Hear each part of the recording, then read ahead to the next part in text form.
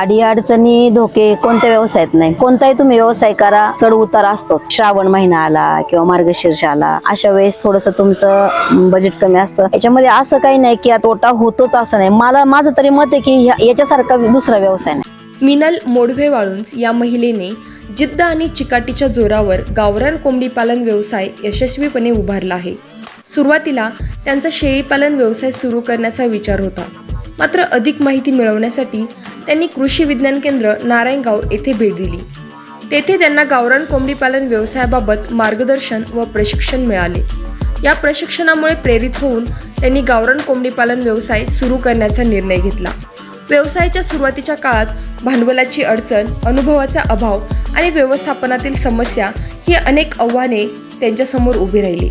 मात्र हार न मानता त्यांनी योग्य पर्याय शोधले, तज्ज्ञांचा सल्ला घेतला आणि मेहनतीने काम सुरू ठेवले. सतत प्रयत्न, योग्य नियोजन आणि सकारात्मक दृष्टिकोन यामुळे आज ते आपल्या व्यवसायात यशस्वी झाले आहेत. नमस्ते, मी मिनल मोडवे, राहणार मंचर, तालुका आंबेगाव, जिल्हा पुणे. तुम्हाला कसं सुचलं आधी आपल्याला हा व्यवसाय सुरू करायचा म्हणून? हा व्यवसाय सुरू करण्याबद्दल म्हणाल तर मी नारायणगाव कृषी विज्ञान केंद्रामधून ही माहिती घेतलेली आहे. तर तिथे मी शेळीपालन प्रशिक्षणासाठी गेले होते ॲक्च्युली. तर तिथं हे प्रशिक्षण पण चालू होतं. मग मी त्यानंतर एक 3-4 दिवसाचं प्रशिक्षण घेतलं, साधारणतः 4 दिवसांचं प्रशिक्षण घेतलं. आणि मग त्याच्यामुळे जी मला माहिती मिळाली तर मला ते असं वाटलं की हे चालू तर करून बघावं, आणि त्या पद्धतीने मग मी हे चालू करायचा निर्णय घेतलेला आहे. ज्यावेळेस तुम्ही हा व्यवसाय सुरू केला त्यावेळेस काही अडचणी आल्या होत्या का सुरुवातीला? हो, सुरुवातीला अडचणी येतातच ना सर. कोणताही व्यवसाय जर चालू करायचा तुम्हाला तर सुरुवातीला ह्या अडचणी असतातच. आता त्या अडचणी म्हणाल तर मग पहिलं आलं भांडवल उभं करणे. कमीत कमी भांडवलामध्ये तुम्हाला कसं चांगल्या प्रकारचं शेड मारता येईल, चांगल्या प्रकारचे तुम्हाला पक्षी आणता येतील, त्यासाठी फिडिंग आलं, सगळं आलं. तर हा खर्च तुम्हाला सुरुवातीला तुमच्या बजेटनुसार ते पाहावंच लागतं. सुरुवातीला अडचण असतेच ना, थोडी भांडवल असतं वगैरे. तर मी साधारणतः एक 4-5 लाखामध्ये हा प्रोजेक्ट चालू केलाय. तर हा प्रोजेक्ट चालू करायला एवढे पण याच्यापेक्षाही कमी पैशामध्ये हा प्रोजेक्ट चालू करता येतो.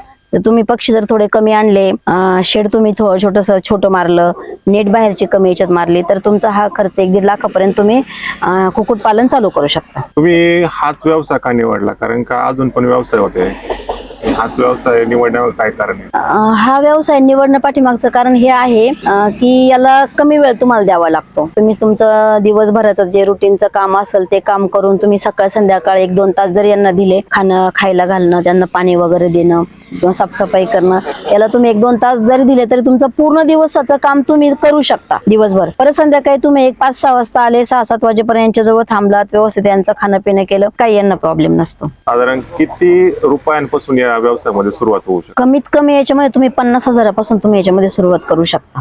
त्याच्यामध्ये काय काय येऊ शकतं? याच्यामध्ये तुम्हाला 1 दिवसाची जर तुम्ही पक्षी आणले तर त्याची किंमत साधारणतः 25-26 रुपये असते. आणि जर असं थोडंसं नेट लोखंडी, आता ही जशी जाळी आहे ही लोखंडाची जाळी तुम्ही मारली, कडेने त्याला वरून हिरवं नेट टाकलं, तर तुमचं कमीत कमी एक 25-30 हजारामध्ये तुमचं काम होऊन जातं. जसं तुमचं प्रॉफिट पुढे वाढेल तसं मग तुम्ही शेड वगैरे मारू शकता. आणि घराच्या जर जवळ असेल तर तुम्हाला एवढं शेड मारायची पण आवश्यकता नाही. तुम्ही फक्त लोखंडी नेट मारली, लोखंडी जाळी मारली, त्याच्यावर हिरवं नेट मारलं, साईडने थोडं त्यांना काहीतरी साप वगैरे विंचू काही आतमध्ये जाऊ नये म्हणून थोडंसं काही त्याला निवारा केला तरी ते तुमचं काम होऊन जाते. आता सध्या पक्षी किती आहेत तुमच्याकडे आणि सुरुवातीला पक्षी कसे अवेलेबल केले होते? माझ्याकडे आता हे 200+ पक्षी आहेत. सुरुवातीला मी आपल्याला मगाशी सांगितलं त्याप्रमाणे नारायणगाव कृषी विज्ञान केंद्रामधूनच ट्रेनिंग घेतलं आणि तिथूनच हे पक्षी अवेलेबल केले. तर त्याला आता हे जवळ 1.5 वर्षाचे पक्षी आता माझे झालेत, अंडी वगैरे चालू आहे यांची. आणि आता परत मी 4 महिन्यांचे छोटे पक्षी परत आता आणलेत, 1-4-5 दिवस झाले. आता याचं खाद्याचं आणि पाण्याचं नियोजन कसं असतं तुमचं? पाण्याचं नियोजन तुम्ही भांडी पण लावू शकता किंवा आपण ठेवतो तसं पातेल्यामध्ये, टबामध्ये पण ठेवू शकता. आणि भांडी लावली तर बेस्ट आहे, म्हणजे ते खराब नाही होत. आणि खाद्याचं नियोजन म्हणतं गहू, बाजरी, तांदूळ, ज्वारी हे पण चालतं त्यांना. परत लेअरचं खाद्य आहे. लहान पक्षी असेल तर त्यांना तुम्ही फिनिशर वगैरे हे लावून तुम्ही खाद्य करू शकता. पक्ष्यांना आजार येतात का आणि आजार आले तर नियंत्रण कसं करता तुम्ही त्याचं? आजार तर येणारच ना. आजार आता ह्या पक्ष्यांचं कसं, आता हे मी केविके मधून आणलेले आहेत, आता यांना आणल्यापासून काही आजार नाहीये. फक्त आता कसं एकमेकांमध्ये थोडीशी मारामारी करतात, भांडणं करतात, म्हणून अशा पद्धतीने थोडीशी त्यांची पिसं वगैरे त्यांनी काढली. बाकी आजार तर काही नाहीये. पण आजार जर येत म्हणजे 1-2-3 महिने झाले का 2-3 महिन्याने एकदा डॉक्टर आणून त्यांना दाखवावे. आता आपल्या पक्ष्यांना आतापर्यंत तरी आजार नाहीयेत, पण भविष्यात नाही सांगू शकत मी. मुख्य आजार कोणते असतात त्याचे? आजार त्यांना तर मानमोडी येते, देवीसारखे रोग येतात. हे कॉमन आजार आहे जे येतातच पक्ष्यांना. त्यांचं जर लसीकरण व्यवस्थित झालं नसेल, जर स्वच्छता नसेल, पाणी वेळेवर बदलणं, तुमची खाली जमीन स्वच्छ नसेल, तर तुम्हाला एकमेकांच्या संसर्गजन्य रोगासारखे ते आजार पसरवू शकतात. विक्रीचं नियोजन कसं करतात?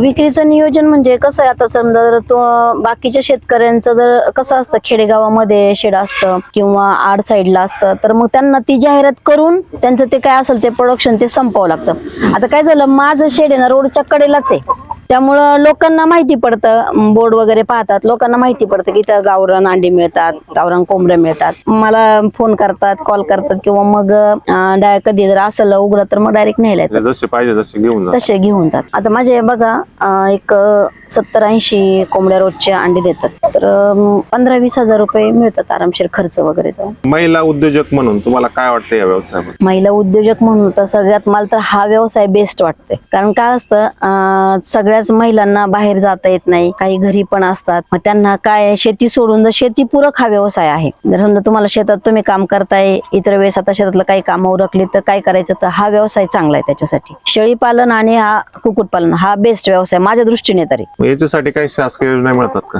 शासकीय योजना असतात बरं का, पण आता त्या किती अवेलेबल होतात त्या बाबतीत मी नाही जास्त सांगू शकत.